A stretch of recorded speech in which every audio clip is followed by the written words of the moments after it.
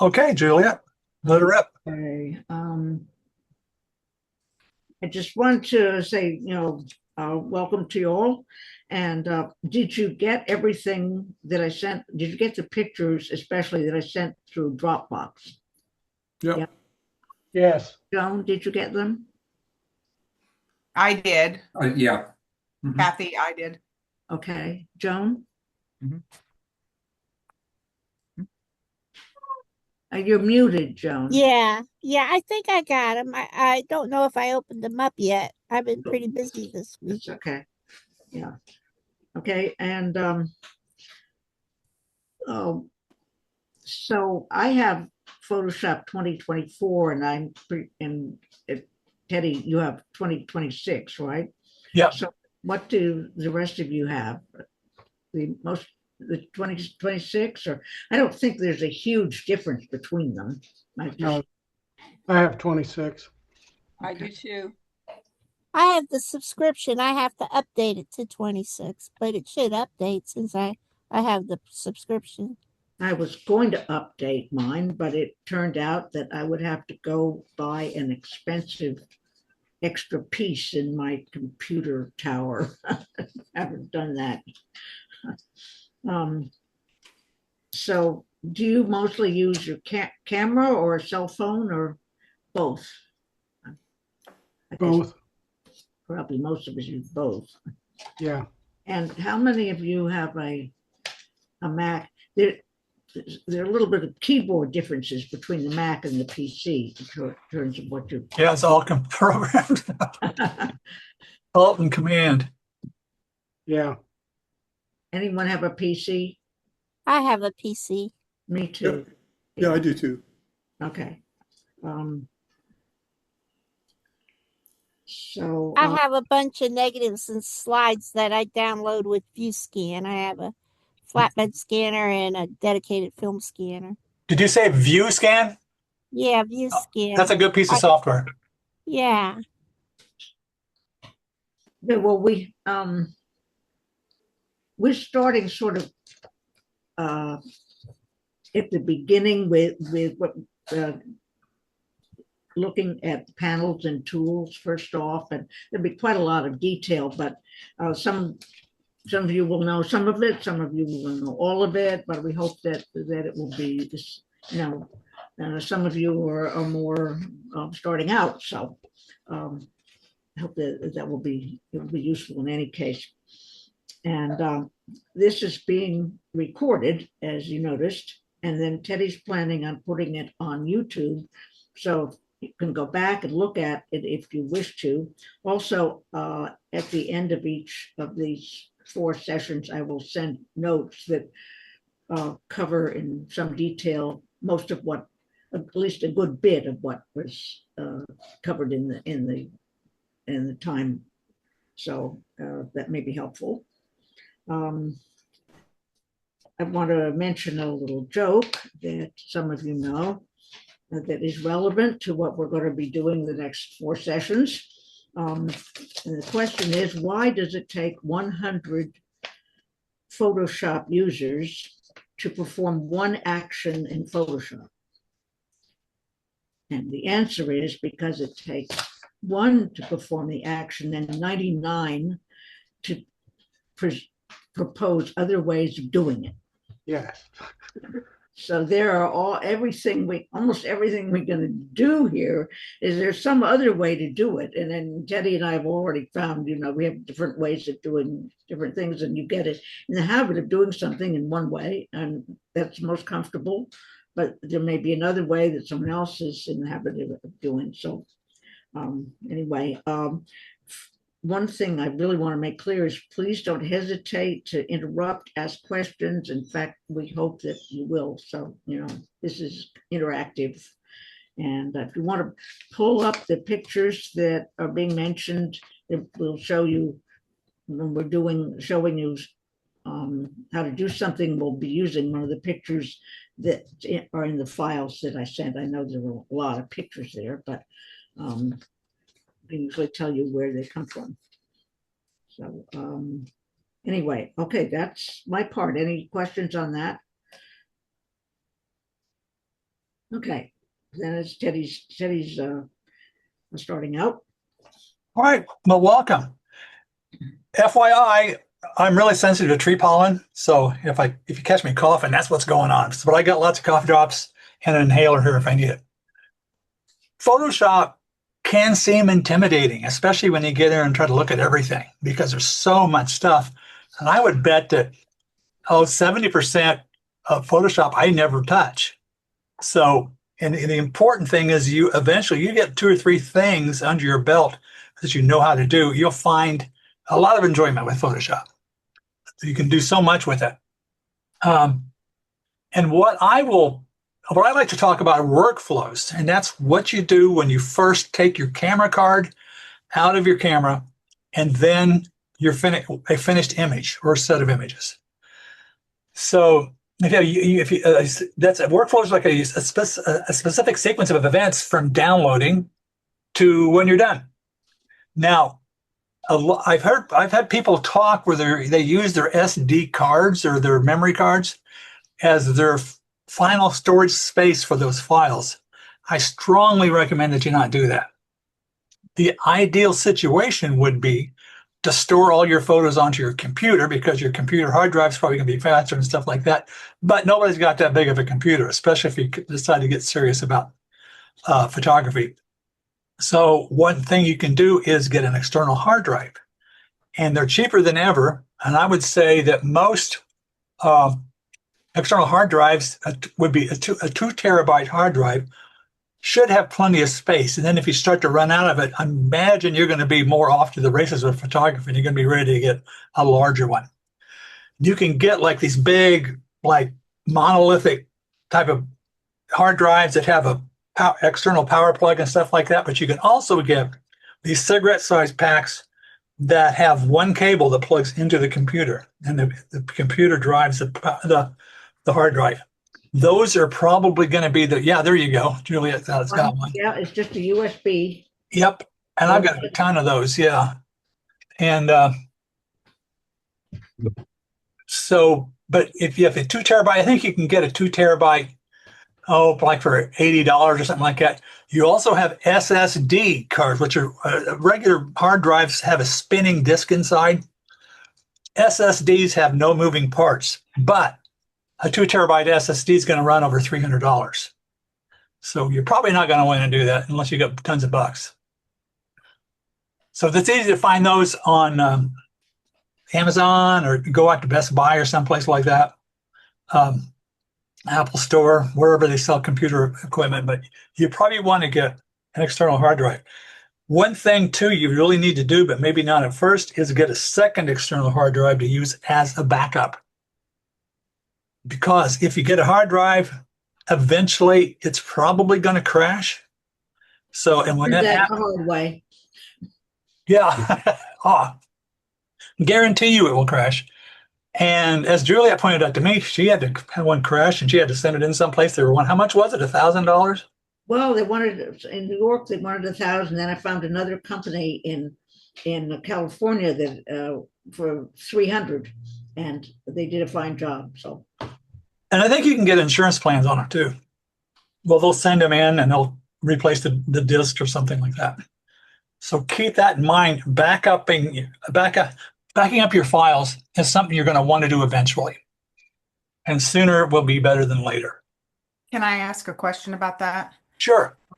I do have a backup system, and I have backed up some on it, but I'm just so hesitant to pull the plug. And somehow I actually have a notion that things being on the card are my backup, and that's not good. That's ridiculous. But I get scared to scoot it over, and then delete it. So I would end up probably keeping the cards full anyway.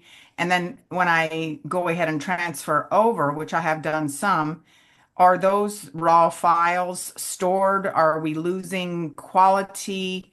That's the thing. Once I really feel confident, I do want to, erase the cards, but then I'm like, wait a minute, are these all full quality? And how do you know? Well, 2 things. One, it's probably going to be cheaper for you to get an external hard drive then back SD cards are going to be more expensive. Mhm. And so you might just take a look. I mean, it's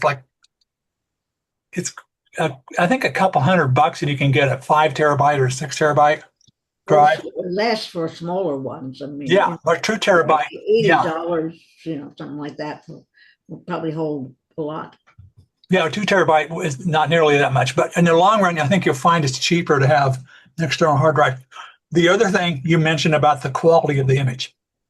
If all the images, what you copy from one drive to the other, are going to be identical to the other ones. Of course, there's a possibility there might be some hiccup in the bits or something like that, but that's very unlikely. Generally, if something like happens to your hard drive, that hard drive crashes. Now, one thing you can lose quality on is if you use JPEG images and you save them as another JPEG. Every time you save a JPEG as another JPEG, it's going to degrade quality. Now you can save it as a PSD file or something like that, or a TIFF file, and it will retain its quality. But JPEGs are notoriously bad for degrading as you continually save them. So when you said your backup, you talking about the NAS system, or are you talking about a hard drive? Me? Yeah. Kathy? Yeah. No, I have, no, I don't have it in front of me here. Let me grab it if I can find it. So anyway, when I talk about the cards, basically what I do is once I just keep buying more cards. I never erase a card ever. And so I have all these cards. And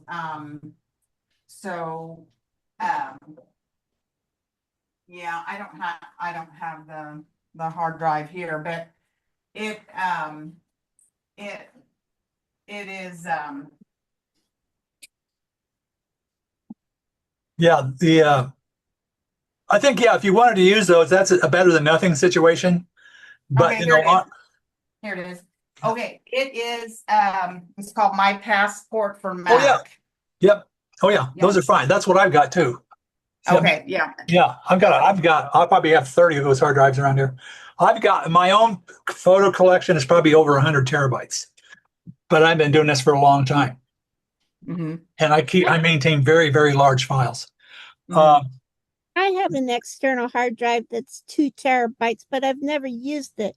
It could be as old as 10 years old. Do you think I've never downloaded anything? You think I could still use it? Oh, I'm sure it is. Yeah. Unless it got wet or something like that, you should be fine. No, it's still in the box it came. Oh yeah. Yeah, you do. Yeah. You should plug it in. You'll need to, you've got a Windows machine, so it's probably already formatted as Windows. It will contain software that you might. Do I have to get a driver for it off the website? I think No, you shouldn't. No, that should be fine.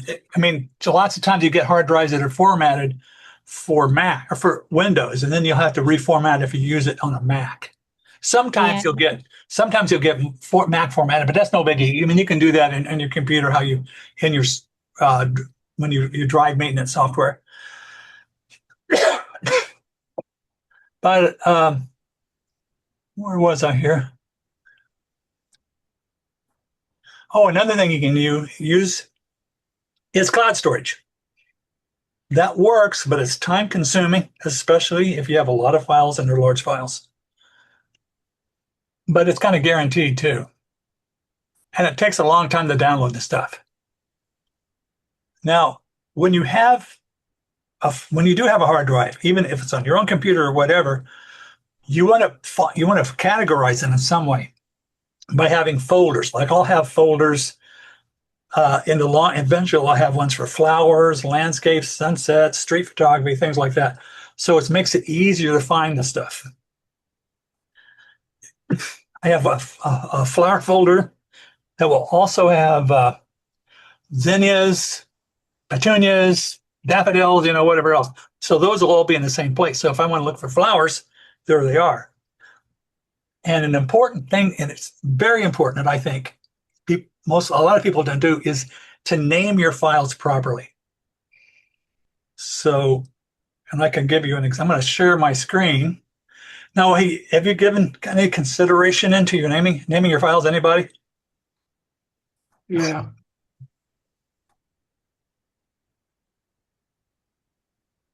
as I use them, I name them,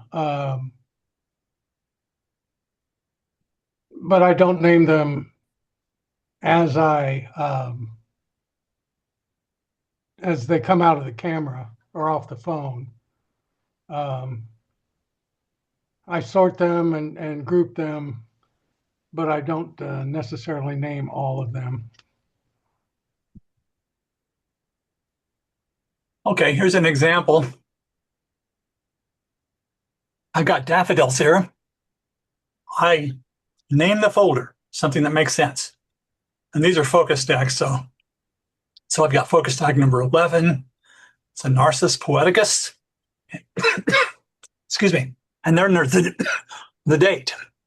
I always use a chronological dating system where the year, first two digits, the month, the second two digits, and the day, the next ones, and then hyphens after that. So once I'm in Adobe Bridge, I assume that Lightroom or Elements would do the same thing. But when I've got this titled, I can go into Bridge, and those are the generic names that came out of my camera.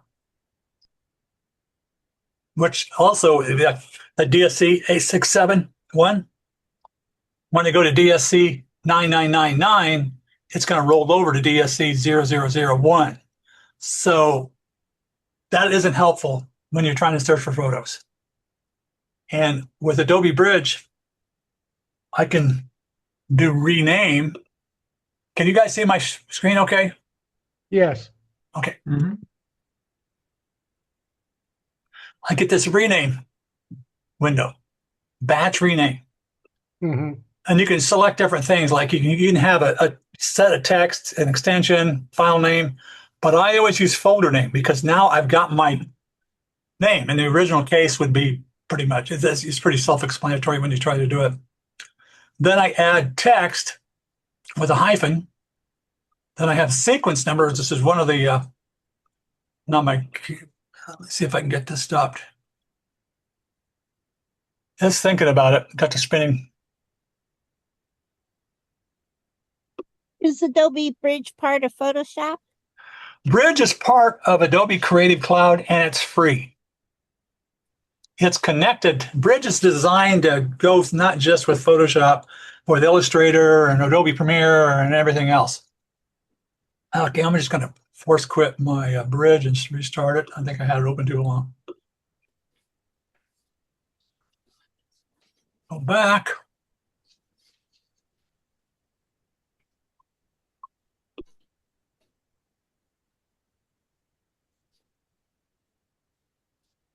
Now here I got my FYI here, I've got all my folders categorized, dated.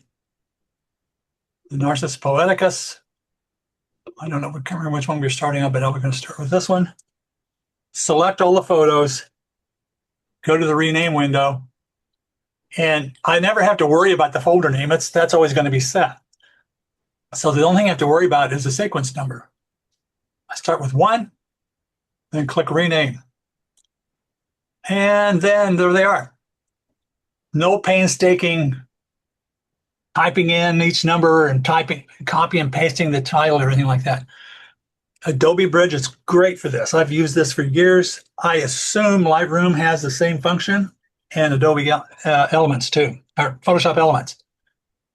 Windows, well, what other, like probably Capture One, things like that probably do it as well. So to me, it's critical to have these files titled. And especially when you get a lot of them, or else you'll get lost in where's everything supposed to be. So if you search for Narcissus, you do a search on your computer, you'll find all the Narcissus photos, and then you can sort through those. If you already know the full name, you can zero in right in on a specific photo.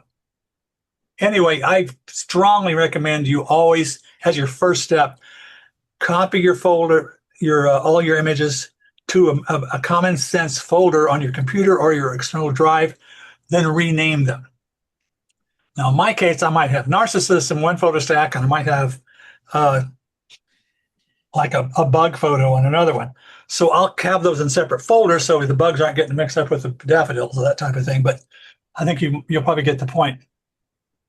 Uh, so do any of you already rename your stuff, or do you use your generic camera names?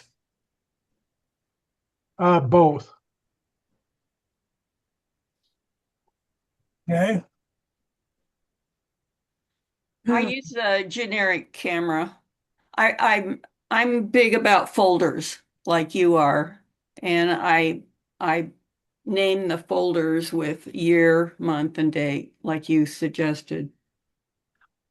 Yeah, and if you get these named like this, it's every single one of your photos get dumped out into one folder. You just click sort, and they're all going to be in perfect chronological order.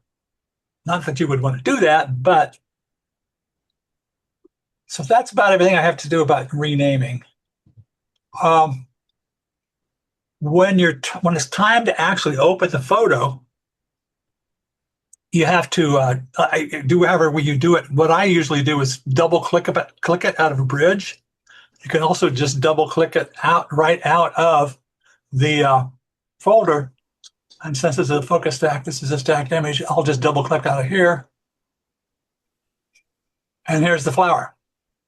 And this is done, it opens up in Adobe Camera Raw, which is a separate program from Photoshop. If you use Lightroom, it's going to end up in Lightroom in the developer module. The developer module tools and everything are identical to ACR, Adobe Camera Raw, but they're just a little bit different from what you see on the right side here. And I still do the same thing, but this is non-destructive with this processing. So whatever changes you make here, nothing in that original file is going to be affected, as long as it's a raw file. If it's a JPEG, the changes will take place in the file itself, and it will be changed. You said Adobe Raw is separate from Photoshop? If you get Photoshop, you're going to have Adobe Camera Raw. Right. If it's a raw image and you double click it, it's going to automatically go to Adobe Camera Raw. And so Photoshop, the one you subscribe to, has the Adobe Camera Raw. Yeah. And you don't really have to look for it to find it. If you end up opening it in Photoshop,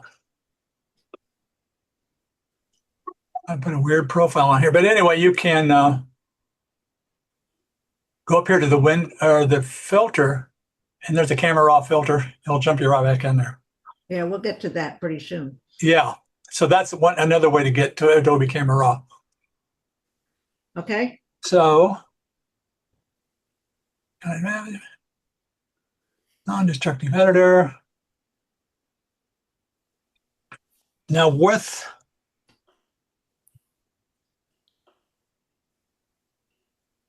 you get back to ACR. Now there's 3 buttons at the bottom: cancel, done, and open. Cancel won't do anything. Done will save all your changes. Open will open it in Photoshop. So, but like I said, the cancel part won't do anything, and the done. If it's raw, you're going to end up with all your settings saved, and the original file will remain intact. If it's a raw file, if it's a JPEG, the original file won't remain intact. If it's a DNG, you'll still have the original file intact. It's a little bit harder to access those, but not by much. So, Juliet, do you have anything to say about that? Nope. We'll get, that's good if you put load your photograph into your camera, and you can open it open up Photoshop. It should open into Camera Raw, and then you go from there, as Teddy was just showing you. Yeah. Now, I'll go back to this.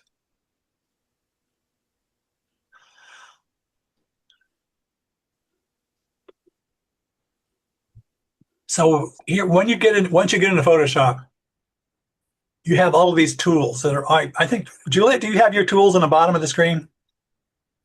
Along the side. On the side, okay. So you can have those tools on the bottom or the top, wherever you want. Most people have them all on the left side of the screen. And you have So we're gonna get to the tools pretty soon, but we've got a couple, we want to do the panels first. Okay, so you're wanting to do the bit with the covered bridge?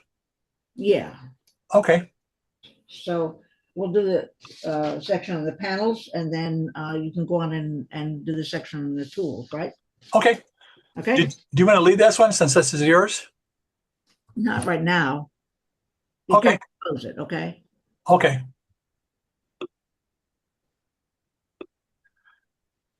Now I was just cruising through these panels. Like if you look at the window, here at the bottom is this contextual taskbar. If I open in another photo, let's go with,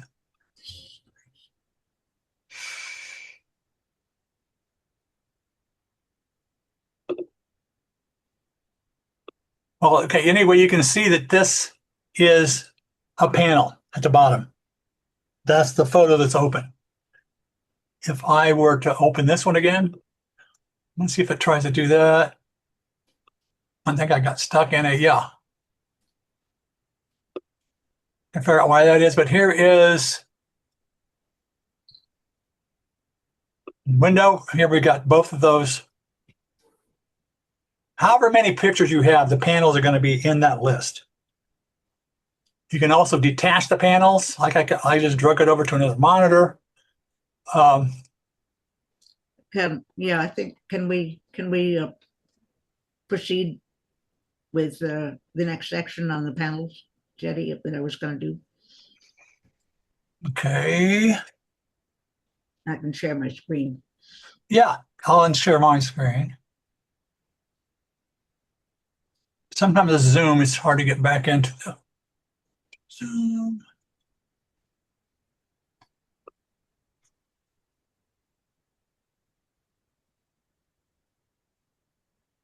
I'm also going to set this up so you'll be able to share yourself. Okay. Okay, thank you. Yep.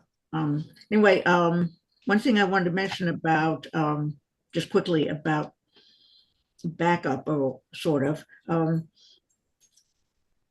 if you live in an area where your electricity is likely to flicker during a storm, flicker, flicker, flicker, flicker, on, off, on, off, and off, that is the very worst thing that could possibly happen to a computer and is likely to crash it.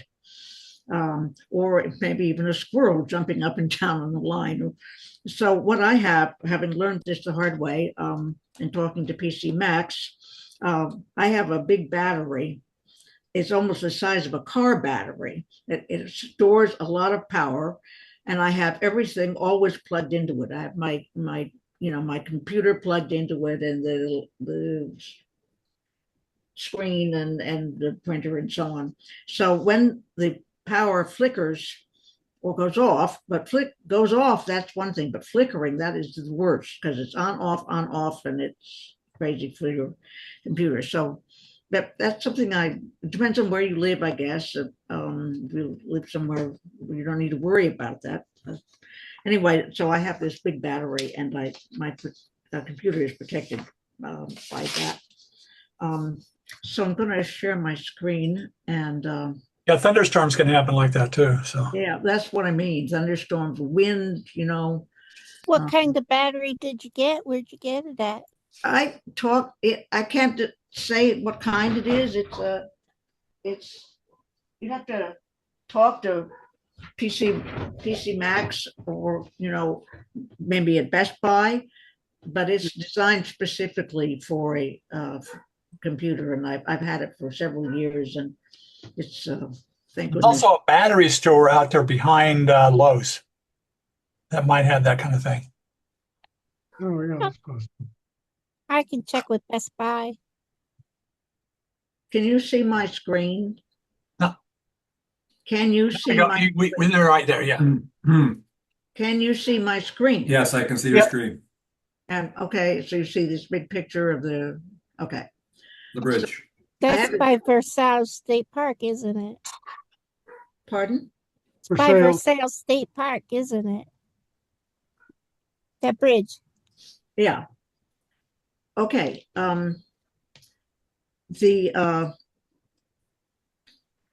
first I want to say something about the background of your screen. You see, this is a sort of dark background on the um, um, Photoshop screen itself. When you have a picture up, you can't do it apparently without a picture being open. You can go and click, just right click just on the screen, not on the picture. And so there's a dark gray. And I'll right click and a lighter gray. And you have other choices, custom. Black, I think it's makes it stand out, but if you have something black edge on your picture, you have a black and white picture, it doesn't show very well. So I tend to like this medium gray one. That's what I use most of the time. But anyway, that's how you can change the color by right clicking on the screen itself. Not so panels, those are things that help you to work. Oh boy, let's see, I gotta get rid of this. Okay. And they're under window. You click on your menu line at the very top, it says window. And there are a couple other things in there that are useful, but I do not use by any means all these panels, but there's some that are really, really key. The first that's really key is the navigator. And I already have that open. So when I clicked on it, I closed it, navigator. And here it is over here on the right.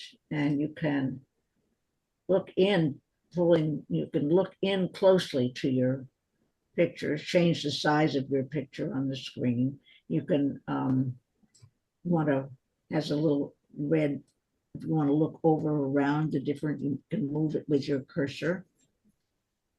So it's one that you just should always have open. It's kind of indispensable. Can't live without it. Then another one that is very helpful is the history. I already have that open. Here it is. History shows what I have done. It gives you everything that you've done with your picture. So say I want to image adjustments. I'm just going to do a few nutty things with it. Hue, saturation. I'm going to add a little image adjustments. Well, I don't know why I can't do that. Image mode.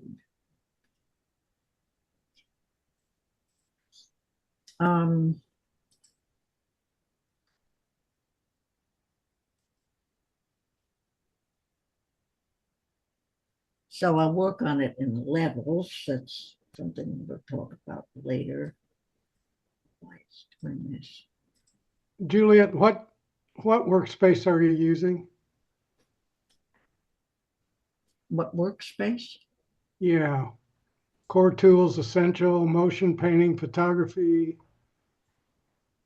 Hey, workspaces are kind of pre-programmed areas where you'll have different. Well, I usually this is a difference between what Juliet calls them. I call them windows. The official name is panels. So, but yeah, it will set up a selection of panels, and you can customize those too and save them for your workspace. So anyway, open this layer here. It says Windows, and there are your panels in the menu. Okay, I'm sorry. Yeah, so that's fine. That's fine. Okay. And it has the tools too. That's the toolbar that I already have at the far left. That's kind of Okay, just a problem with nomenclature. yeah, that's fine. Okay, I'm going to just do a few things to this. I'm going to, saturate this some more and make it a little lighter. Okay, now you see that now it's telling you in telling me in the History Channel that I did this hue and saturation, and then maybe go image levels and some things to it and levels. I'm just doing some things to show you. I'm totally ruined. Now it says levels. And do something else. Photo filter. All right, just for fun. We'll add a warming filter to it. Adding a warming filter to the whole thing. Now, suppose I want to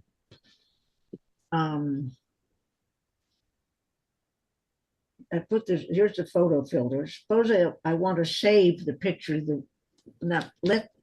keep a copy, or keep a mark somehow of the picture as I just did that. So I can see this little camera sign down here. It's an icon at the bottom of the history panel. And it has made a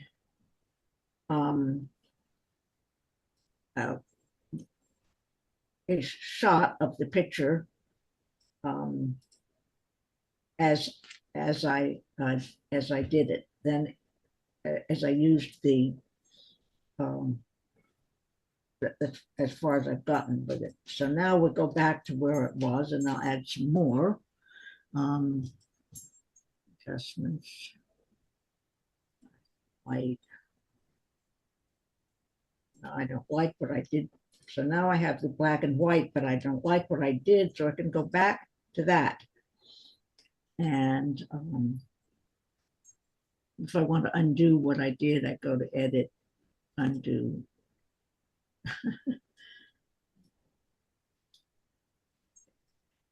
So Yeah, undo is your friend. what? Yeah. Undo is your friend. Yeah, undo. Another way to undo is to drag things to the little trash can. So I'm dragging this stuff that I did to the trash can. Now I'm back to where I started. I got a question. When Yes. you're using JPEGs and you bring a JPEG into Photoshop, do you make a copy of it, since if any changes you can make to it would alter the original? Do you make a copy of the original, and how do you do that in Yeah, Photoshop? that's another thing to do when saving your and protecting your pictures. Yeah, if it's a JPEG for sure, copy it. And as an original, like put hyphen original into something like that. You don't How have do to do you- that with raw files. You could How do you can make copy it? How do you make a copy of it? Okay, you go up to image, duplicate. Now I've made a copy of it. Now I have Alright. both of them. Okay, thanks. But you won't have to do that with raw files. Well, anyway, if I want to work on, that's another way to save. Yep. Say I want to do a lot of work on this picture, and I might want to, but another way to, if I do a lot of work on the copy and I don't like what I've done, I can just close the copy, and I will not have harmed the original at all. No, not saving the copy. So that's one way to protect your work. You have this nice picture, you really like it, but you want to see if you want to do some fun things to it. And so you can make a copy, image,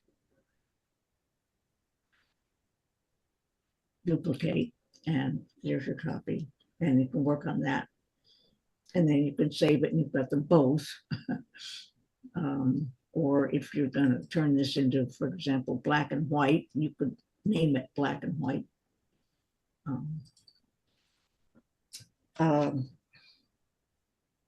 So in the history panel, it will show you everything that you've done. And if you've done a whole lot of things, you can drag them down and drag them down. But if you've just done a few, if I turn this into black and white,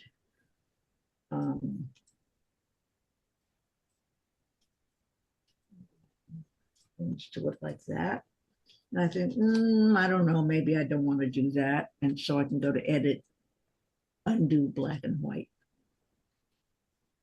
It now will allow you to, under edit, do and undo two things. It used to be only one. Like you can even redo it, redo black and white, and then do something else. Adjustments, filter.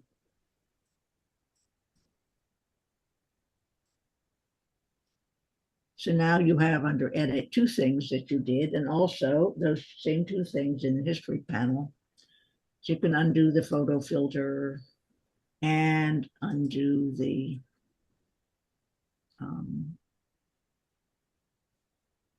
black and white. So there are two things you can undo with edit undo.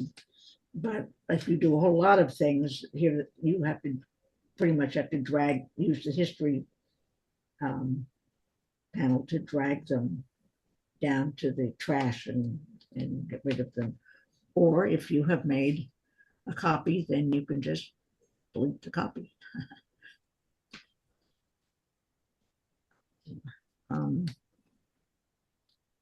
Another panel that's canceled. Another panel that's very helpful is the layers panel. So this is the layers panel. Here it is over here. It's in the drag it down. Now you have your background. That's just the background layer. To make an additional layer, you left click on it and drag it down to the little box with a plus. Now you have a second layer, background called background copy, and you can work on that. You can also rename those layers too. Yeah. You just click inside the text and a little edit box will show up. Like that. Okay. Juliet, you said to left click on something? Yeah, if you want to make a layer, Uh-huh.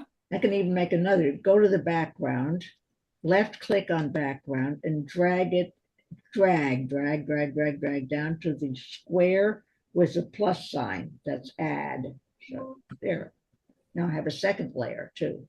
You can also right click the layer and it will have a duplicate selection. Right. Can you also go to layer on the top of the screen and pull one down? Pardon? Can you go to the layer up on the very top of the screen and do it that way? It goes up there at the very top of the screen. Yeah, up there. Yeah, I think there is on the menu, maybe. Yeah, there's another. See, this is the 100 people doing a Photoshop action. Yeah. Well, it's also there's more than one way to skin a cat, and whichever way works best for you, that's what you should do. If you want to get rid of some of your layers, you just drag them into the left click and drag them into the trash. You don't mind. So now you can work on the layer. And, but if you don't like that, if you do like it, you've got it. Go to layer, flatten image. Then you've cemented it, kind of. Now you have only that, or you can get it undo flatten image. Or you decide you don't like the black and white and just drag it down. So the What does flatten mean? Flatten it. Flatten will remove we'll take everything and merge them together, although there's a separate term called merge. Flatten, if you have any empty spots, like if you just had a picture of if you just cut out the the covered bridge and cut and delete the rest of it. If you flattened it, the stuff that you deleted will become white. If it's merged, it'll be transparent. Basically, it's the same thing. The advantage of flat and merging too will make for a smaller file. No, for the time being, just So Flatten would combine all your Yep. all your little boxes here on the right. Yeah.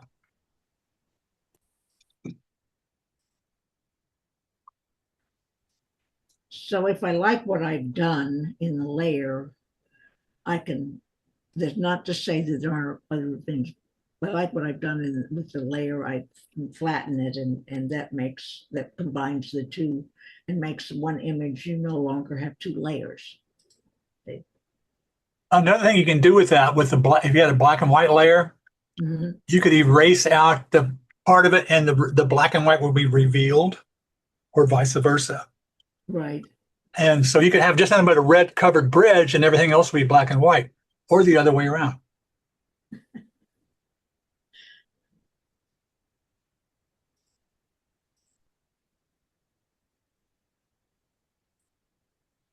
Did you use a tripod on that picture? Because it sure is really sharp when you took it. Do you remember? What? Did you use a tripod when you took that picture? No, Because it's really sharp. I hold my breath. Where's the eraser? There. So do you have a philosophy on how you use the layers? A philosophy on it. That's interesting. Interesting Yeah, I mean, idea. you can keep generating layers, but I mean, how are you trying to use them in some sense Well, to your benefit? As opposed to just, okay, what I see is what I get. I've changed things and I've got, but there's this kind of these layers going back, and it's however you can use it. Layers are really useful. Like if you want to darken a background, is one way to do it. Sometimes I will extend. I do a lot of focus stacking. You shoot flowers, you can get these weird borders around the edge of the flowers because those are artifacts with focus stacking. I can create one layer at the bottom. I can select that flower. I can expand the selection. Then I can textually fill it. So all I have is background. Then I can go up to the top layer and turn on the whole flower photo and select the flower again, invert the selection, then I could erase that halo out. That's one way to do it. There are many ways to do it. It's the type of thing that as you go along, you'll find, by golly, I think I can do that with layers. You get stumped with something.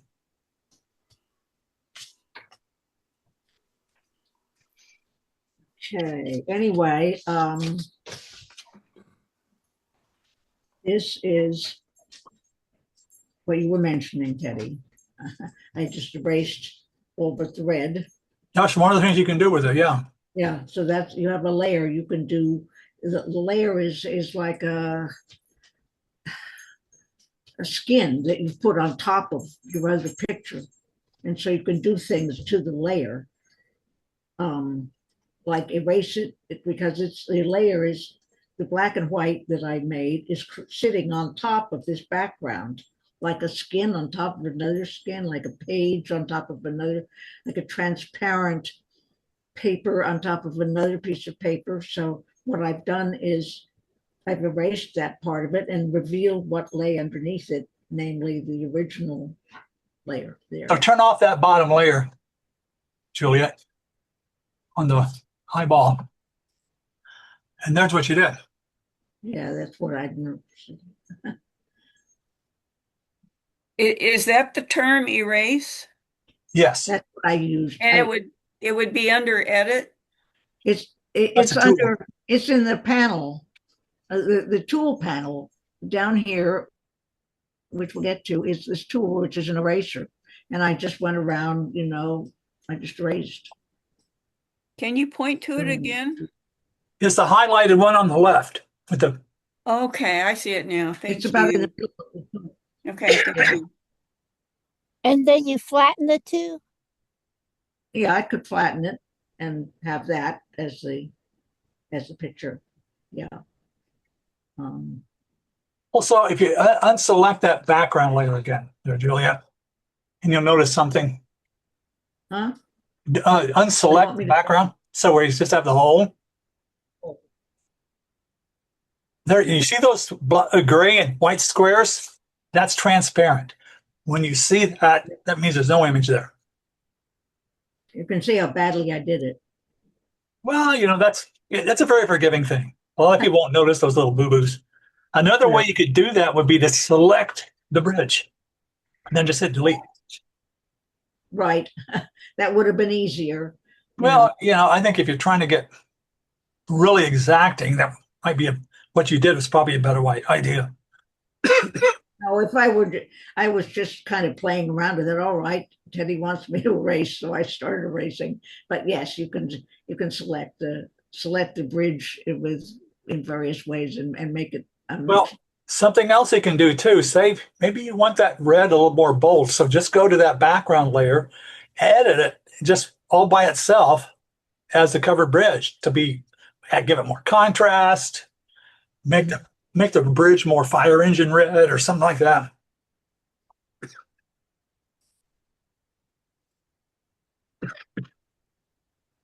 Whoops. Didn't mean to do that. Undo.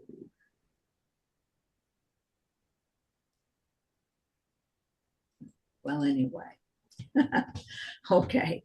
I'll stop on this one. That the layers enables you to do a lot of good things, and you can always delete them if you don't like what you did, or you can go to layer, flatten image if you do like it and you want what you like, what you've done, you want it fixed and saved, and that's the way you want your picture. One other that'll so back to window. I'm just giving you the ones that are really helpful. So I'm going to close this.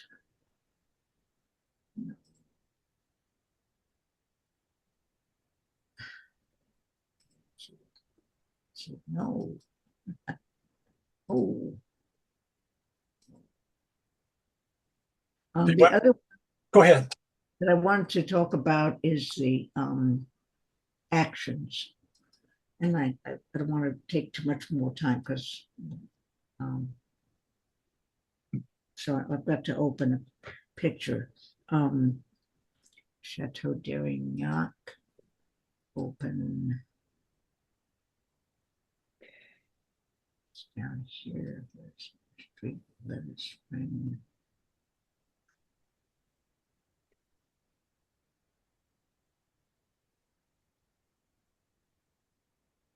Actions are really handy. I mean, if you get a complicated process that you're good at doing, you can put them all in the one click.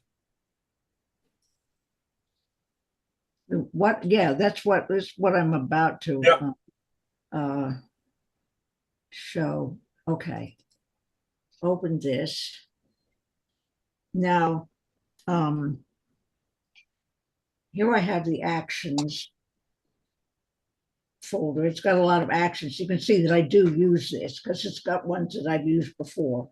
This, if you want to do a lot of things to more than one photo, the same thing, whether it's sizing it to you have several photos and you want to size them all, instead of having to go through the action each time, you can use your action folder to do a lot of them at the as I'll show you. So I'm going to create a new action by clicking on this plus sign. And here I'm going to say Chateau, just for the heck of it. And PW. Record. So I'm going to do two things to this.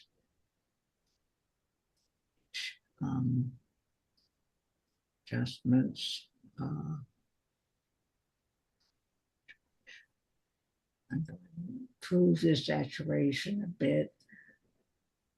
And then I'm going to adjust the levels a bit brighter. And once I've done that, I'm going to change it into black and white. This is just an example, like something you'd actually want to do, black and white. So now that I've set the picture up and I'm changing it to black and white.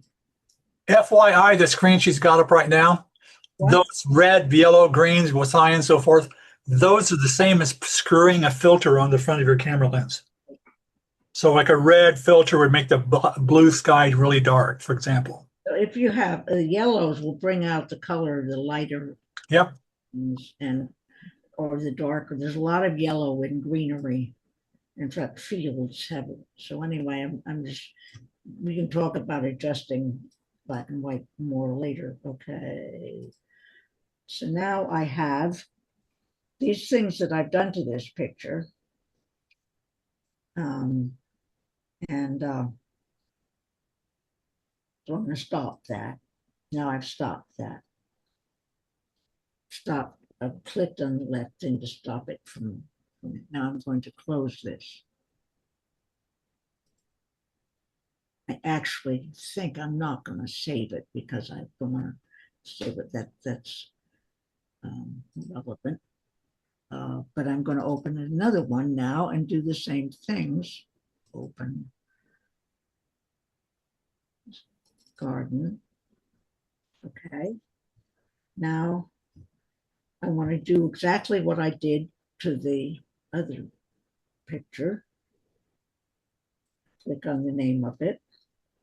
There's the name, and it has the things that I did to the other picture. Now I'm going to click on that. And it's done them all. Did everything to this picture, hue, saturation, levels, black and white, that I did to the previous picture. And there you are. So you don't have to go through, if you have 2 pictures, 3 pictures, 5 pictures, whatever, and you want to do the same thing to each of them, because of this is especially handy for sizing and saving.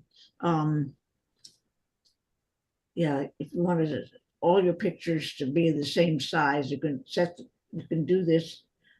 Create an action for the first one. Do it, close the action, close the picture, and then call up your other picture and click on the action and click on the little arrow to start the action, and it'll do everything right away. So this is a great time saver in many cases. Yeah, I use actions all the time. And some of the boxes you can get to work on Photoshop, you can have buttons on those boxes. Like I've got one called a loop deck. You got little square buttons, you name them, and boom, just hit the button, you're done. Okay, that was the panel for the time being. Okay. So it's tools next. That's your part, Teddy. Yeah, one thing I forgot to mention with the tools was the Camera Raw tools. And I've just got this already. Can you see my screen here? It's got kind of a dark scene. Yes. That's Adobe Camera Raw. That's in Rome, not too far from the Coliseum.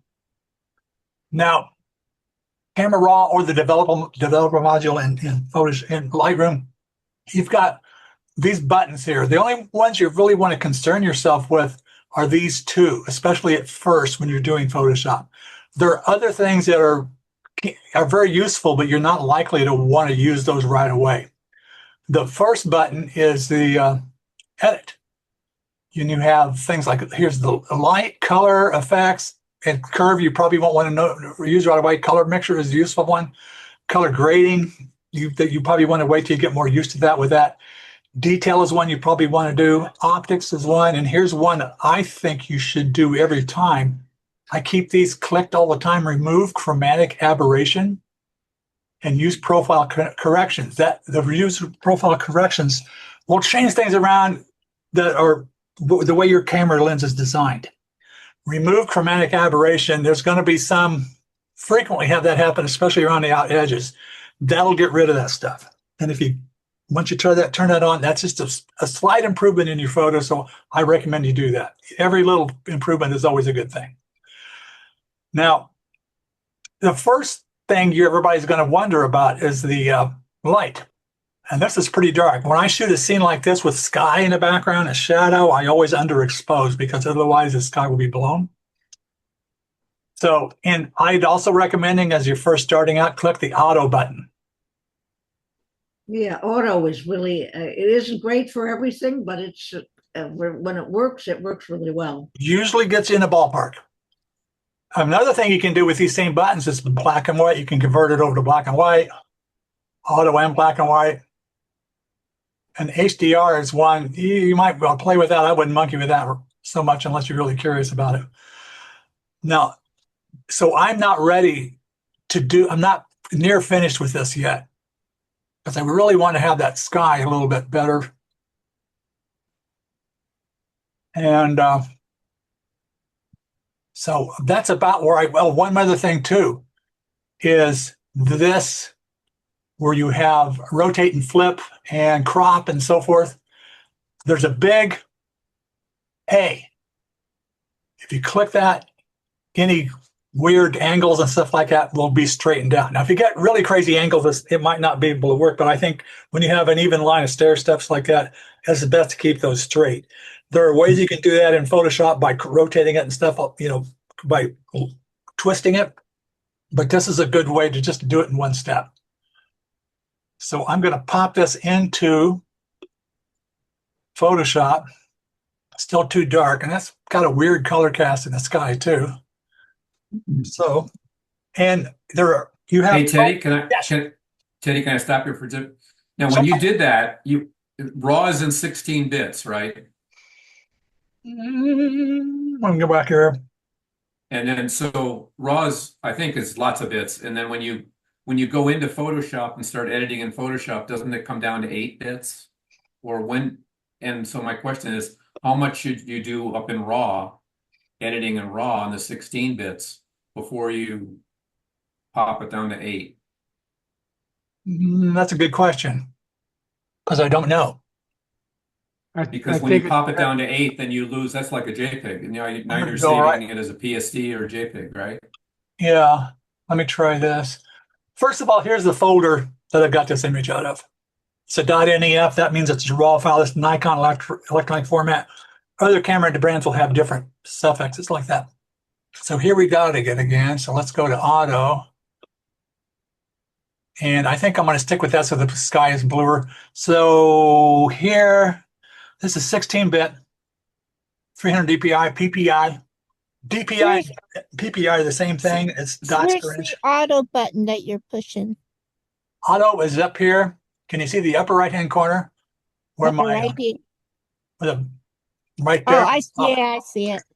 Turn it off. That's just straight out of the camera. Auto. And that's in RAW? Yes. And then the straightening thing you did? That's in, there's a little like a square. Oh, I see it. Yeah. You click on that and that automatically does it. Yeah. That didn't need a lot of straightening. Yeah, but you were talking about the I didn't want to throw you off, Teddy, but I'm just saying you can lighten up stuff and you can work on that in Photoshop, but then you're in 8-bit.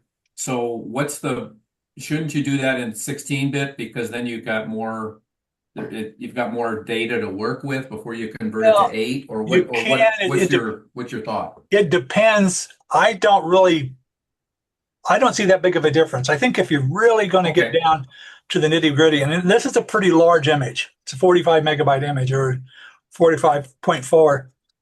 So it's going to be more critical if you're using like a 7 megabyte image or something like that. Okay. But you're right. You want to get the absolute highest quality. Also, if you want to go, if you get your camera set up for 300 DPI and 32-bit, that's another way to do it. Yeah. Well, no, I'm just trying to figure out 16-bit. Don't blow my mind with 32-bit, but yeah. So the thing is, and then also you've got your histogram up there. Yes. And I don't know if that was. I don't want to jump ahead of you guys, but can you explain? Histogram. When you're moving those bars back and forth, that histogram's moving. And yes. What are you looking for up there? Well, let's go back up to exposure. You notice everything piles to one side or the other. That's if it's all over on the left, steep on the left side, that means the darks, the blacks. If it's steep on the right side, there are the whites marching in. So lots of times people will look for an even histogram like that. Sometimes you want to shoot so it leans to the right. You can Google that stuff and it'll give you ideas about how you do the histogram. Oftentimes you can see the histogram on your camera to help you do that. But I think that'd be something for a later instructional. Okay, again, I apologize. Yeah, but that's a good point. Yeah, it's a good point. I should have pointed out something about the histogram. As far as the 16-bit, you can save it as a TIFF or Yeah, PSD, and it'll stay 16. It'll retain the file size. I think the only time it goes down to 8 is when it becomes a JPEG. yes. And that's because you lose half the information, half the image. Even more, yeah. Yeah. But So, I haven't really seen any noticeable difference when you switch that stuff. I mean, it was a while ago I experimented with that, but it's a really huge file, like a 11 by 14 or 16 by 20, and you want to keep it that size and you want to print it, you really, I think, want to keep it at 16-bit. If you're just going to show it on the screen or show it to your friends, yeah, JPEG's great. And you're right, I don't see a difference. you're right too. But you want to try to get as many, the most resolution as possible. However, there is a counter thing with that. If you actually make a big print of this, you're not going to see much of a difference because it's a big print. You're viewing it from like 5 feet away. Yeah, right. And prints are very forgiving with a lot of stuff like that. Yeah. But in any case. I'm going to get this back in Photoshop. There, my sky's better. Now, I don't like this guy over on the lower right-hand corner. Now, what you can do in Photoshop, I'm not sure what version you're using, but the latest versions, you can remove this stuff. And I usually use the remove tool. I'm going to use the generative fill. I was thinking about it. Later, Teddy.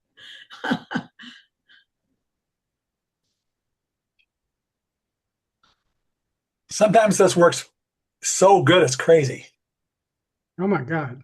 See what I mean? Look, I mean, even those magnets on the board in the back. Yeah. So I think that distracting guy on the right helped.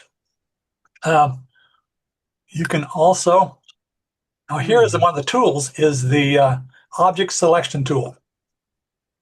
So what I'm going to try to do here is select the people as much as I can. How did it turn into a smart object? Doggone it.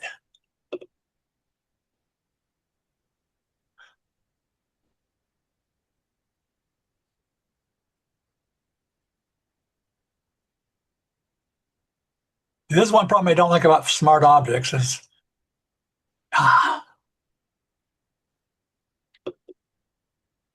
whatever I try to do in a smart objects, I can't, it doesn't allow me to do it. A lot of YouTube videos, people will tell you, always convert everything over to smart objects. Maybe you need to flatten it. What are smart objects, Teddy? You need to flatten it because Yeah, that'll probably work. took the guy out. That's Smart objects are things, well it'll be, you'll have, if you close an image when you did a lot of work on it, like the history, when you reopen the object, the history will still be there. You can go and review the history or undo it. If it's not a smart object, the history's gone. It's zeroed out. But I think you're right, the flatten worked. Yeah. It's fine.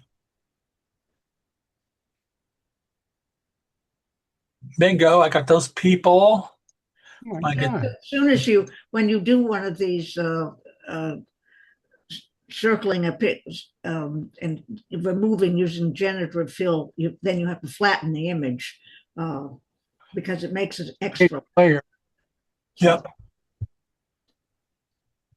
So I'm going around. because I don't And want. you're doing that by holding the shift key down? to Correct. Keep it all. Oh, Would this be considered genocide? If I kill them, yeah. Well, I don't think it's enough for genocide. Oh, okay. Might be Okay. mass murder. So Okay, so all before these, you circle everybody, you have to flatten the image.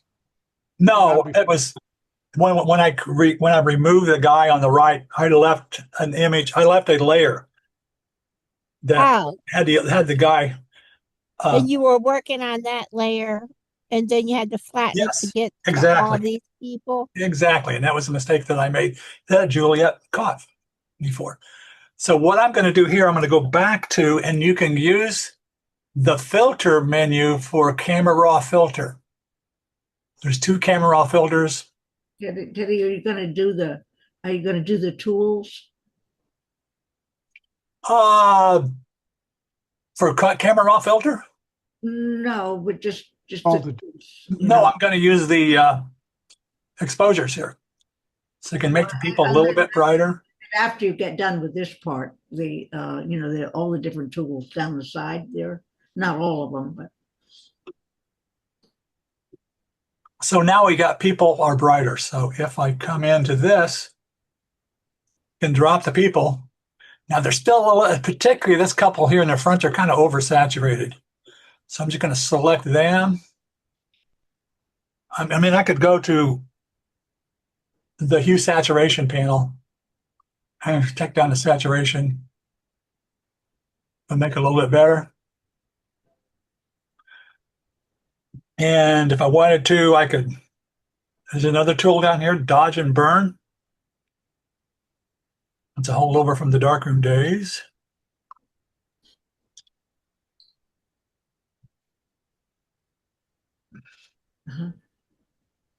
And see that you can see the tool here, it's got like a stick with a circle on it. That's to dodge. If you have, there's a burn tool that's got a hand with like a hole. That's it. In the old darkroom days, you would use like a coat hanger wire with a circle over it. You would use that to reduce the lights that's hitting the enlarger paper, or if you'd have your hand over it to burn in a section of it.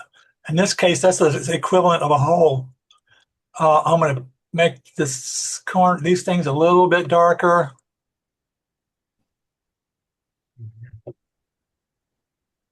But anyway, that's pretty much close to a finished photo, I think. And when I do this, I'm frequently, as Juliet pointed out, I will have a dark background color. This is the default one. I'm going to select a custom color where I'm going to make it white. And now this definitely, to me, looks too dark. So I could do that in Adobe Camera Raw or the levels, which levels would be the image levels. I'll usually use a power key for it.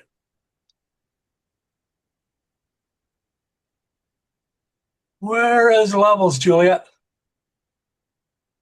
huh? Well, there's a selection for levels, but this is the window for it, the panel.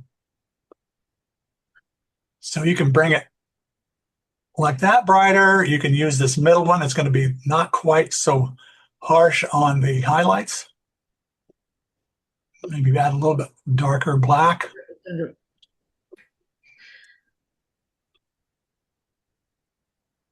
And so that's what I'm going to call my finished image. And it's pretty big. You get some detail. And now that I see this, we can also go back to Adobe Camera Raw. And there is a detail panel here. Now there's a sharpening. I always keep my sharpening turned all the way down. I'm not a big fan of sharpening at all. I think it should only be used locally. But you have color noise reduction like this with the, see this kind of noise. This is like a ISO of 400. Use a color noise reduction. And that's, I don't know if you can see, there is a difference there. And you don't have so much grain. So that's one way you can improve your photo too. I have a question. Yeah. Okay. So I never use select object. And so when you say, if you were going to show me the couple in the front and you were going to isolate them and just select that object, I was watching the steps, but I missed it. So you're going to select an object and how did you do that? And just say that you're going to just really overexpose them just so you show me how to do Okay. it. So you're over on the left, and that is the, There's a little, because there are three options of what, come on, you. mhm. Okay. Yeah, the- object okay, selection tool, object quick selection. selection tool, Okay. magic wand. Okay. Object selection is what you want. Okay. And I'll tell you what, a year ago, the object selection tool was terrible. Yeah. And see, right now is when I would say, okay, I can't do this because everything's turning purple. And then I just say, forget it. So Well, how do you make that all stop? You select away, like if you go back to the object selection tool, yeah, you're going to see all these. Yeah. It's finding then I- objects for you. And what you have to do is deselect the object selection tool on the toolbar. And then all you see is the selection. But see, how did you get that? I asked you to select them, but how did you actually select them in the middle of all that? Or did it automatically select them? No, I did it. Here, I will start over How here. did you select just You could- them you could based do a on all lasso the other? or a square around them and you Okay, just- the square. Okay, there. Yeah. Okay, so you have your, Little crosshair. so that's your area or your But you notice how I move it over different things? You know, like that guy's Yeah. shirt. You could turn that Yeah. guy's shirt red or the blue shirt. You know, Oh. it just depends on what you want to do. Here's what you ought to do because it's fun. Play around with it. Yeah. But to actually select it, there's your little, what do you call it? The crosshair. And now Mhm. you're gonna draw a square around them. You're Yeah, gonna just surround it. There they are. Go. Okay. And then you let go. There they are. Okay. Now you can go into adjustments and do whatever you want. yeah, Yes. Well, Okay. how do you get rid of them? Do you have in this window without raw? How do you get rid of them? Like you want to erase them, then what do you push out? Okay, in that case, what I would do, that's a selection. So I'm going to select it because it's pretty close to the edge, so you don't want to have an edge left over. So I'm You going to want modify. an edge left over? No, I don't want to have a ghostly outline. Right. So I'm going to expand a selection by, I'm going to say 10 points, 10 pixels. So I have like a border around it. Now, we'll go ahead and use the generative fill. Where was that at? Generate fill? I've got a little toolbar, but you can get it from the, Oh, from edit. the edit and generative fill. Okay. I didn't see the toolbar you did. under edit. Oh, yeah, here's what it does weird when you do Oh people. no. It will replace people. Oh, that's How kind of did you do creepy. that? How did you do that? Yeah, and here's some, Oh no. How did you do that? It's not good. no, How did you do that? but that's always, How did you do that? that's what it does. It assumes I'm wanting to change it to somebody else. Oh, it doesn't just get rid of them? Right, let's try something a little different. I want to just get rid of them, especially those pink Go shorts. back, let's see what happens when we do remove. Where do you I get think it's going to do the remove same at? thing. Where did you find remove at? Under edit? If you don't have the latest version of Photoshop, you won't find that. There we go. Oh, there they go. Yeah. So where did you find that remove? Under edit? I Oh, generate image. I see it. let's see if Generative, but under, you select it and then edit and generative fill. And like you did with the guy on the right, they poof, vanish Right. with the space behind. yeah, them. but it doesn't have the what I get. Excuse me. I've got this little bar. Where? I think that comes. Well, where did you get that? That's what I'm trying to figure out. I think Yeah, I I see it. automatically got this when I downloaded the latest version. Okay, it's probably in the latest version. Yeah. And how did you get that bar to show up? Do you have to click a certain way? Yeah. No, that's what I was talking to Juliet here earlier this afternoon. Is how I don't know how the heck I got it. I think it was just there. Oh, okay. It might be there's a high bar. So, but that's a very useful tool. Yeah. Honest No. to God. With Do you get to generative, choose the people you get? Do you want to substitute people? You don't have a choice in who goes no, it's kind of fun too. You could go through and just select all these heads of these people. Yeah. And they'll have different heads. there? Yeah. What if I want to put myself in there and tell the world I've been there, even though I haven't? Well, what you could do is get a picture, paste it on there, shrink it to the right size. You want the light to be right, Yeah. but it could be done. But you don't really get a choice who goes there if you replace No. the people. Well, generative fill, I'm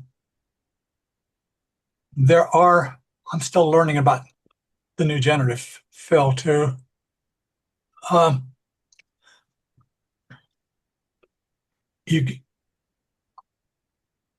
you click generative fill,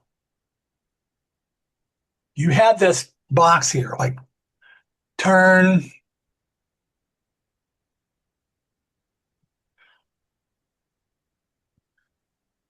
and see what it does. So you can give directions for it to change it. It might be able to make it so that it's Martha and George. Well, there you go. That's not what I wanted it to do, but there's yet another option. So the remove tool works better to get, like, if you really want to remove people. Okay. And that's on the side. No, Just that's over to, on this tool here. yeah, to the left side. Yeah. So you circle them and then you go to the remove to on the left side. Yeah, on this bar here, I don't believe there is a remove option. I'd have to look into it. This is the only one I've used, and this has only been out for like 2 months. Oh, okay. So Teddy, I'm looking at the tools along the left side, and it's so small. Is there a way you can enlarge this image of your screen somehow? Because the tools are really tiny, and if you're going to go through, I think there is a way to do that. I'd have to look into it. I mean, I can zoom out so it's 100%. No, I don't mean your picture. Yeah, you're talking about the tools themselves. Yeah, they're really small. I'm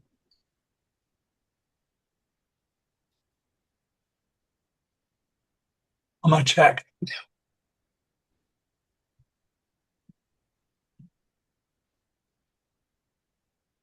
Maybe in the upper right of your screen, the whole screen, not the picture, upper right. Yeah, there might be a box that shows you that you click on it and it enlarges it, because it's really hard when I'm looking at it. It's hard to, if you're going to go through at least some of those tools,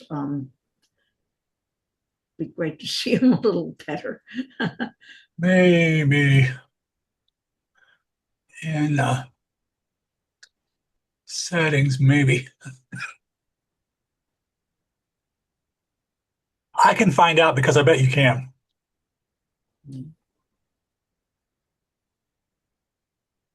Well, I don't know. I hope other people see that toolbar small, or it's because you have a Mac. See, if you have a PC, it works a lot better.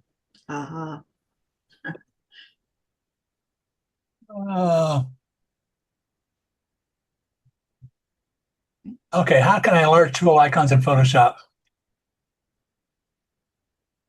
Under Preferences interface, you can set the UI scale to automatic.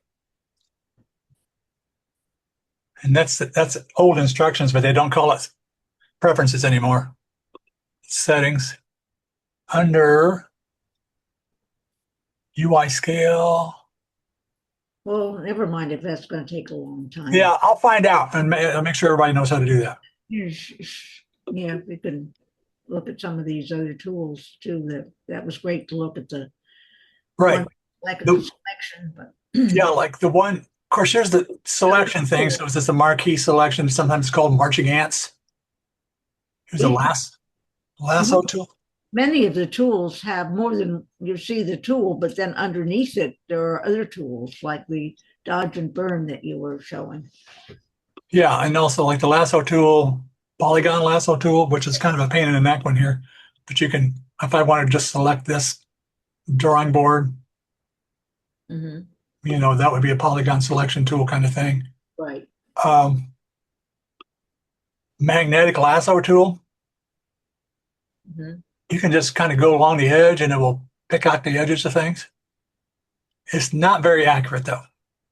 No, it isn't. And like I said, I just went over to, and it's all over the place, Yeah. I was putting this one up. So what time we got? Okay. Well, I was putting this up for the crop tool. Mhm. So the crop tool, the perspective crop tool and the slice tool, I never use those. They would be worth exploring, but I just never seem to have a reason to do that. But the crop tool is very powerful. You can change these handles. And maybe I would want this to be bigger. So I'm going, well, come on. Maybe make this guy centered. There you go. It's invisible. There's nothing in the images there. I'm going to use the magic wand tool here, which is just under the object selection tool. Select that blank area. Under the select, I'm going to do the same thing where I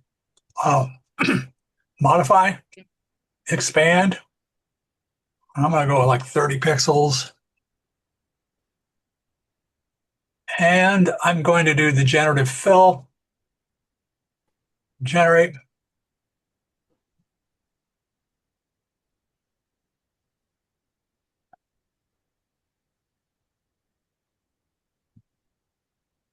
Also, see the generating with Firefly image. There are other like generation tools that are available, but they're cost. Now this looks okay. I think it did a good job, but for me, it's not really showing up that bad. One thing I have a problem with large images, if you expand like that, you see a break off, like you can tell the difference where the expansion came in. But that's not apparent. You can see a little bit right here, some little flaws, but it seems it's pretty successful with that. With the crop tool, you can select different ratios, like square. You can make, so it's always going to be square. Maybe you want this to be square. And maybe zero in on this guy square, because a square format can be very interesting. Usually you have something centered in a square thing. Also choose 4x5, and you can also flip this too. So if you want to do the other way around, there's a little arrows here. I don't see the two arrows at the top of the screen between the 4 and the 5. And this would be, this would be an 8x10 or a 4x5, if you liked it like that. Also, I think it defaults to it, but if you look at the very top, you see delete cropped pixels. So if you click that, and we're going to make this again, and then if you try to expand it, that's all gone. So I think generally you don't want to do that.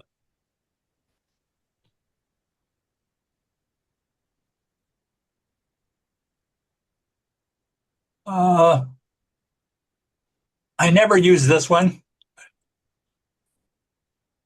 Which one? The one with the cross in the middle, do you use that, Julia? No, The frame tool?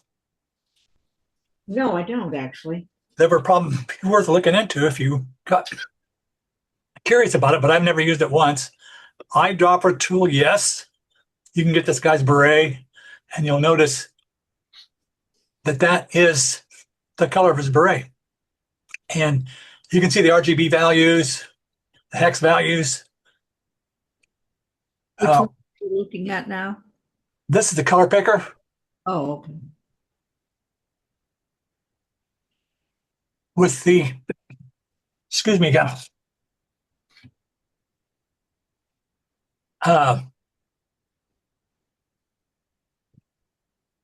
These two squares with the black square in front of the white square. I want to see if I get an alert on that.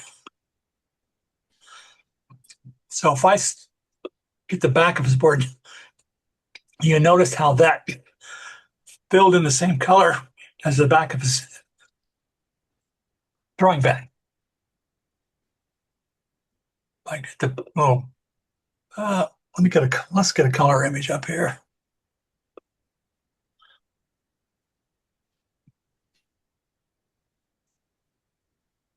You could use the eyedropper to pick out one of the colors. Yes, that's what I did right there. You see, in the middle of the colors. It's used for all this coughing. Or like his shirt. But you double click that square and you get the color picker. And if you wanted to say, hey, I love that guy's green shirt, I want to get my wall painted like that, you take those numbers and take it to the paint store and you'll get that color.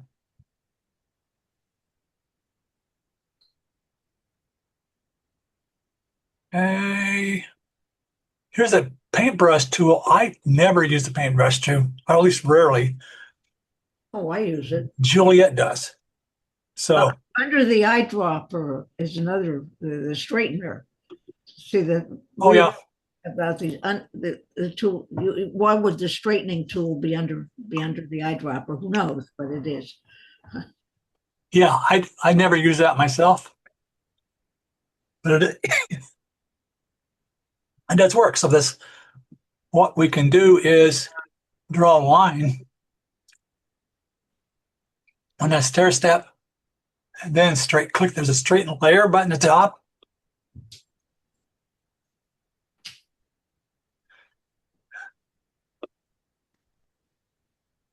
So I twisted it so that restraightened it.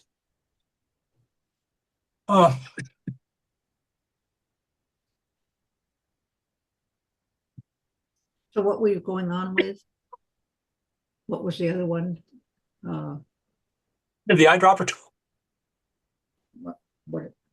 Oh, you mentioned the brush. Yeah. Yeah. Well, before we get to the brush, let's go with the Band-Aid tool. Spot healing brush tool is very much like the remove tool. Let's see what we can do with this. And I was able to remove that lady. You can do more of an AI way to do it. I have to change the size of the brush up in the upper left-hand corner. And it's going to have a pink. I want to mention how you change the size of the brush.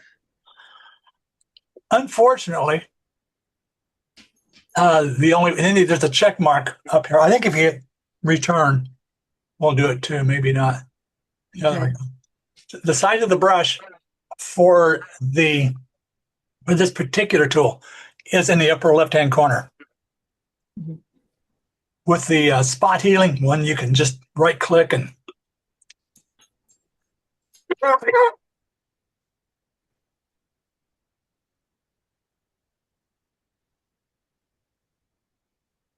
think it gave us a weird Uncle Fester thing back in the back.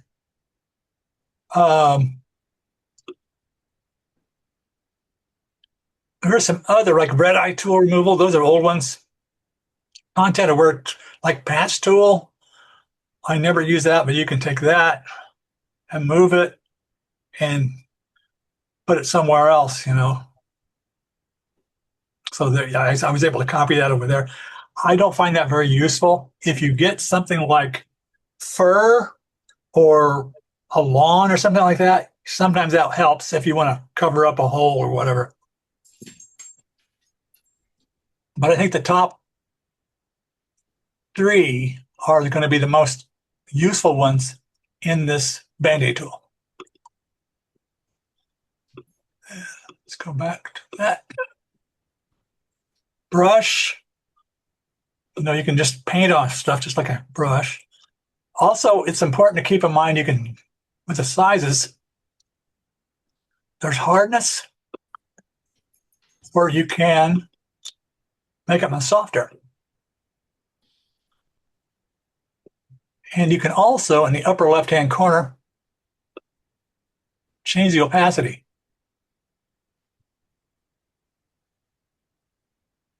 So sometimes you can do some very slight changes and nobody will ever notice.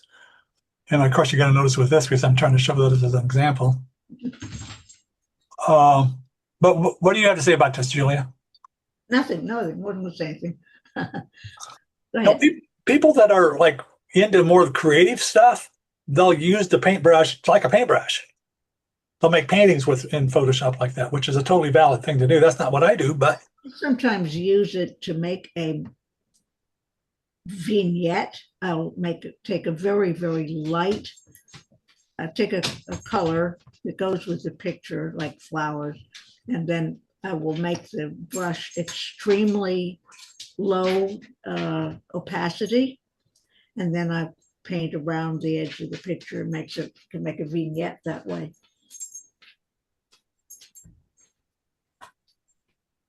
But you asked, yes, how I use it. That's what yeah. I use it. Or if I have something that's black, you know, that's got spots in it, I will just use the brush and set to black and paint over the spots. What I'm more likely to use is the clone tool, clone stamp tool. I'm not. This isn't a really good space for that, but you could do something like I could get rid of his leg. Oh, that's not very nice of you. It certainly isn't. But you hold down the Option key, and that selects that section that's under that circle. You can make the circle larger, and then if you hold down the Shift key, it'll stay straight. It's the Alt key on a PC and the Option key Yes, on a Mac. that's right, Alt key. Or if you wanted to get rid of that graffiti, that's one way to do it. Yeah, lots of times with like boo-boos you get with in Photoshop, a good way to do it is to use the clone tool. Like you can clone out paper cups in a landscape, you know, or the utility lines, for instance, although there are some cool processes in Photoshop that takes out utility lines. I never use the history brush tool or the art history brush tool. If somebody's curious about it, I would recommend exploring it. Or use the eraser tool. I only use the eraser. I don't use the other two.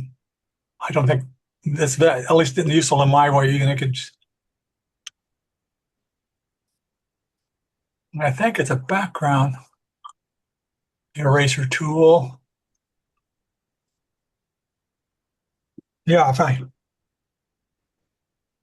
So that's going to get rid of all the pixels. It will not have a white background.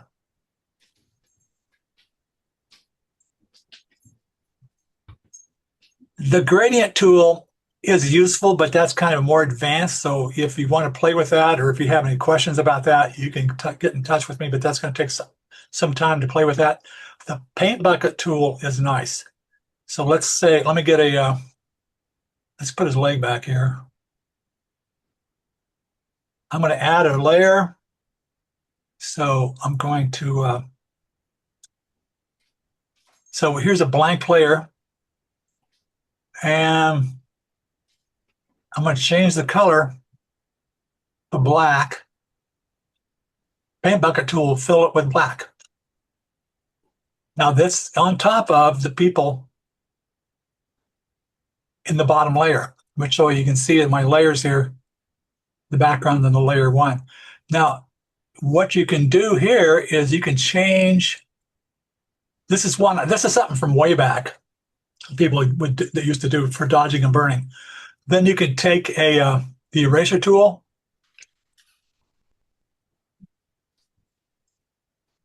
Get a little bit big, make sure it's not 100% opacity.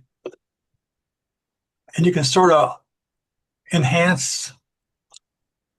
It's kind of like a dodge and burn tool, except you're punching holes. I mean, I'm getting kind of ham-handed here with it, but if you use a smaller brush, you could easily come in here and make it fine-tune everybody's faces like that. So that's yet another way to use layers. Paint bucket. Now, Juliet uses a blur tool, and I think the blur tool. So, Juliet, why don't you say something about the blur tool? Well, okay.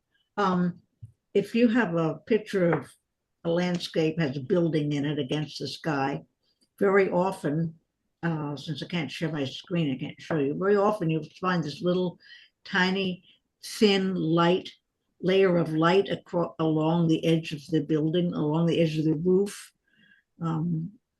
for example. And I use the blur tool. They are very small. Just draw a line, just draw across, and it gets rid of that quite nicely. But I can show you that next time. Yeah, and something before we go. Now, the rest of these tools, so to dodge and burn like this, pen tool, the text tool is useful if you want to apply text over something, but it's kind of self-explanatory. The path selection tool, that's more of an illustration thing. The rectangle tool will be like if you want to put a rectangle on top of the image, you can change the fill to something else, or if the stroke, okay, you give it like a 10 pixel stroke. And so that way, one way you could do, if you're going to put something there and put text over that, would be something like if you wanted to make it a part of a brochure or a card or something.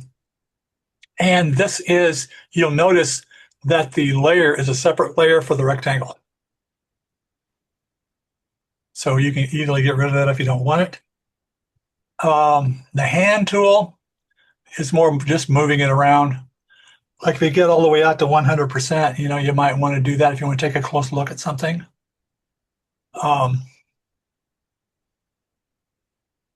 Magnifying thing, that's the same difference. You just keep zooming in. Or if you hold down, was it the option? You go the opposite direction. And that's about it. I mean, with these tools, with what you're going to do until you're ready to use some extra imagination, say, what can I do with these other tools? Or you might Google what they are and see if that's something that's going to apply to you or not. Now, I will add another thing. There's a whole lot more in Photoshop, and I'm just done. We're getting close to the end of the time. But here's something you can also do that a lot of people like is the effects. I'm not a big one for effects, but a lot of people really like it where they take that texture way up, on the clarity way up, take the clarity way down, and part way through, dehaze, and you can put a vignette. Keep in mind I don't understand why Photoshop doesn't do something differently. Those 4-corner vignettes are so 1970s. So if you do a vignette, it's best to do it very lightly. You don't want your viewer to notice that the first thing they see is the vignette. You can also apply grain.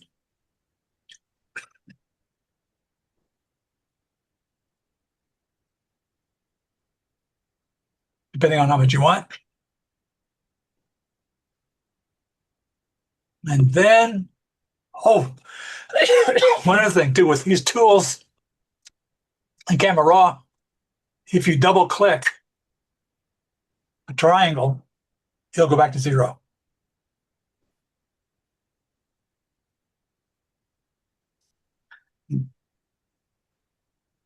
With detail, they're sharpening. A lot of people love sharpening. I abhor it, especially over an entire image. But they'll take that sharpening all the way up, and you end up with these worms. I don't know if you see like alligator skin on the people.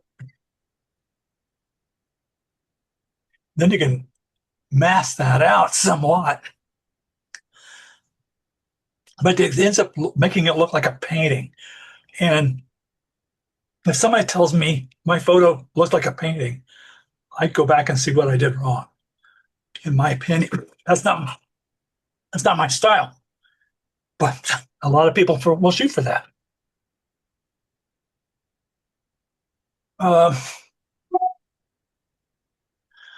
But other than that, okay, Juliet, what do you think?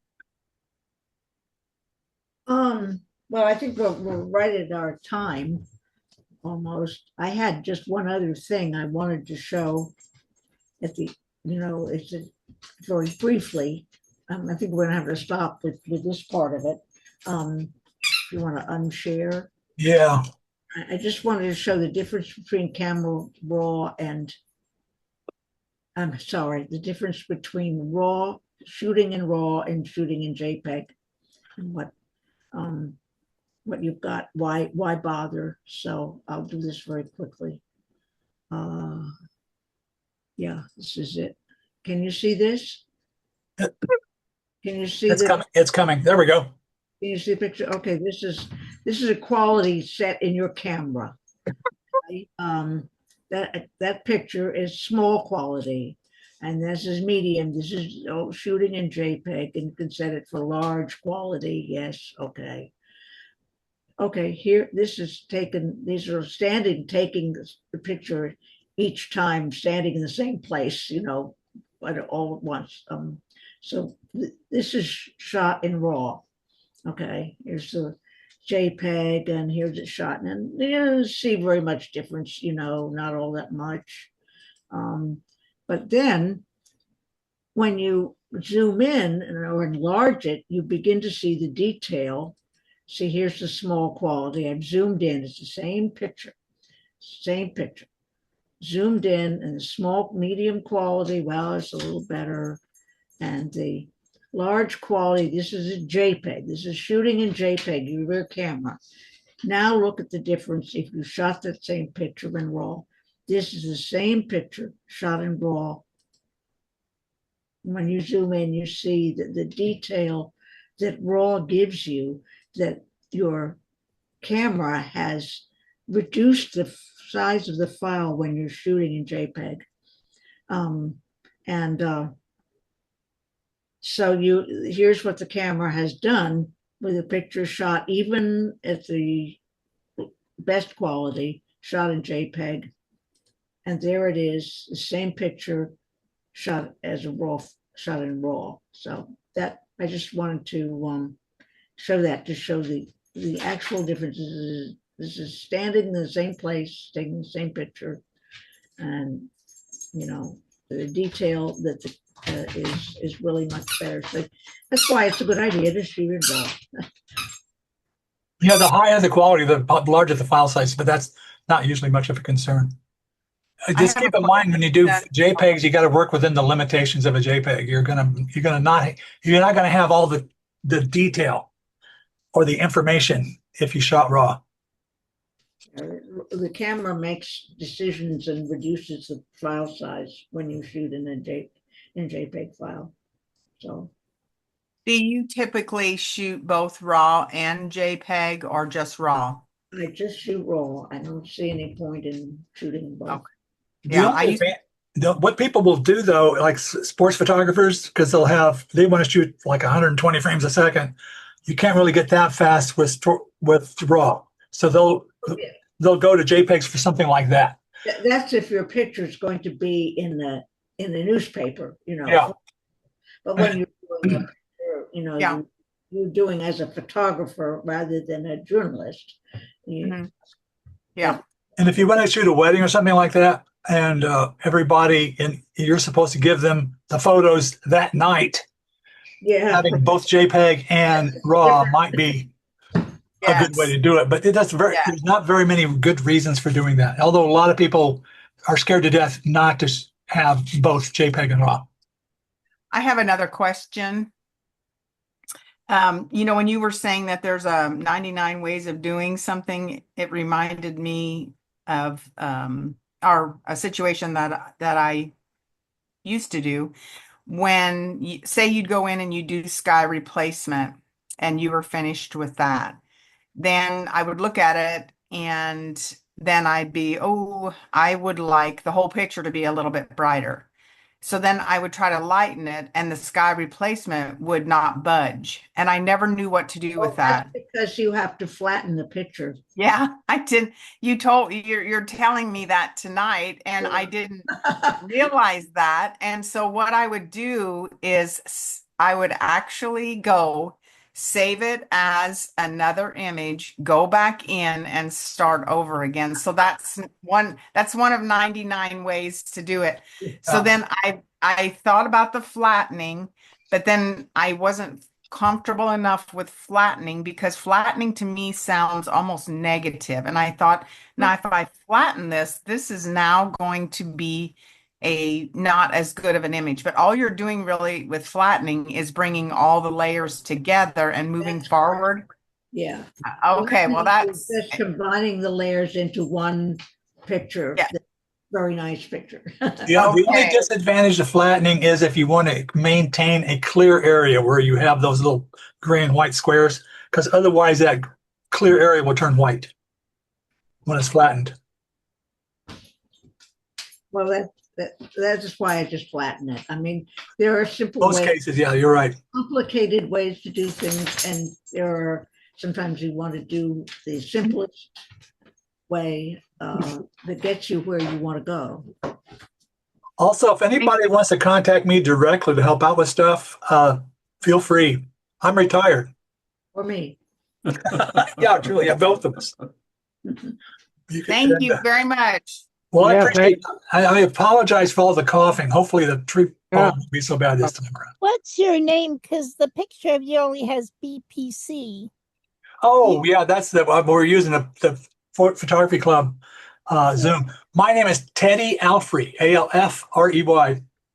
Okay, well, thank you both very much. It was really good. I'm Yeah. Julie Fry. It was, Yeah, I think about 20 years ago, I bought a little tripod off of you once in Bloomington. Really? It's at the club. I met you at the club.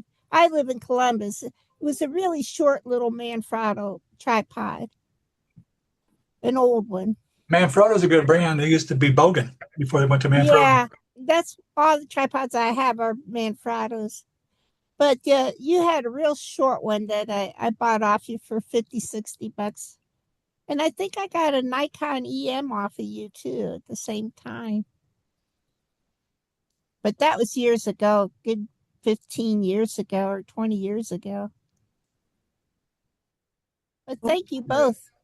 Well, thank you. Thank you. Hey, thanks, guys. Stay in touch. Joyce, thank you for bringing your cat. I almost like watching it. Thank you, guys. Bye. See you next week. Yeah, you